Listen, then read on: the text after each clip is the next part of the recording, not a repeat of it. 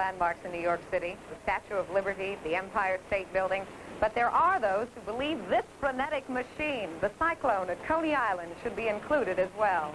There have been roller coaster-like rides here in Coney Island since the early 1900s, and there are newer roller coasters causing screams and shrieks all around the country. Despite the thrills of modern technology, it's good to know that this 50-year-old monster is still the best in the country. How do I know that? Well, I read it in the current issue of Town & Country in a survey of roller coasters across the country written by Gary Kyriazi. And how does he know? He took the survey. 81 roller coasters, 30 days, and I can't believe you're here to tell about it. I'm at home on a roller coaster. This is great. Why is this one the best? Well, a number of reasons, Sandy. It's got the steepest drops, it has the best banked speed turns, and the main reason is that it doesn't stop. From the moment you leave the top of that lift, it moves, and it doesn't stop till you reach the station. Why did you undertake this survey? Well, I was writing a book called The Great American Amusement Parks, and as part of that, I had to travel the country, wanted to travel the country and visit all the amusement parks and ride all the roller coasters. And yeah, I went with a friend, and we rode 81 coasters in a month. And this one was number one by far. I don't get frightened on them, but a lot of people want to be scared. And they look at it and they say, oh, it's awful, and they'll ride on it, and they're sure that they're going to die. And they get off and they go, I'll never go on that again. It was awful. I freaked out. Then they'll get in the line again and they'll ride again. Where's the best place to sit as far as you're concerned? Well, I have a couple of favorites. The front seat is great because when you come over the top of that lift and you're looking down, I mean, it looks like it's straight down. It's not, but it looks like it, and I get a big charge out of that. The one thing a lot of us are probably curious about is this is 50 years old.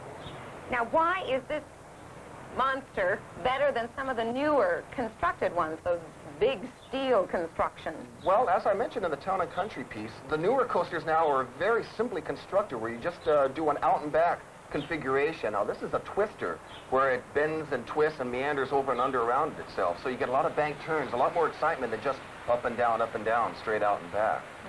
You want to go riding on a roller coaster again? I'd love it. You coming? No, I'm not coming with you, but I'm going to let you give our viewers a bit of an idea of what it's like in there, okay? Sure. All right, you're on.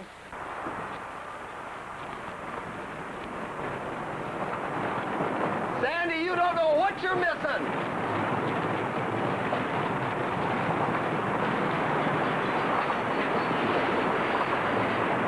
Now, the chain that is hauling us to the top of the main hill is the only powered part of the whole structure. It's an electric motor, which gets us to the top. From there on, it's just gravity.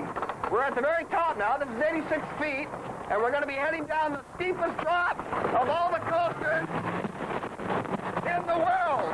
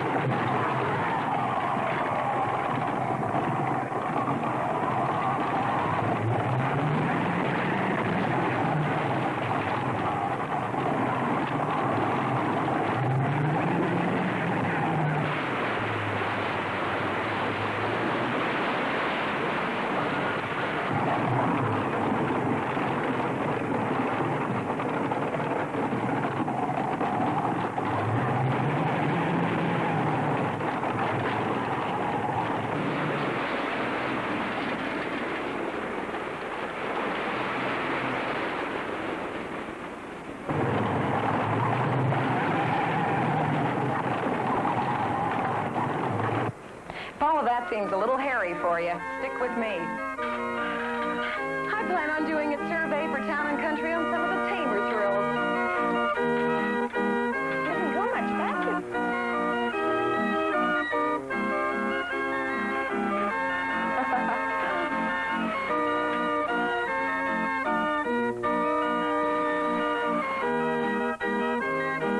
Here's a snapback. Care to join me, David?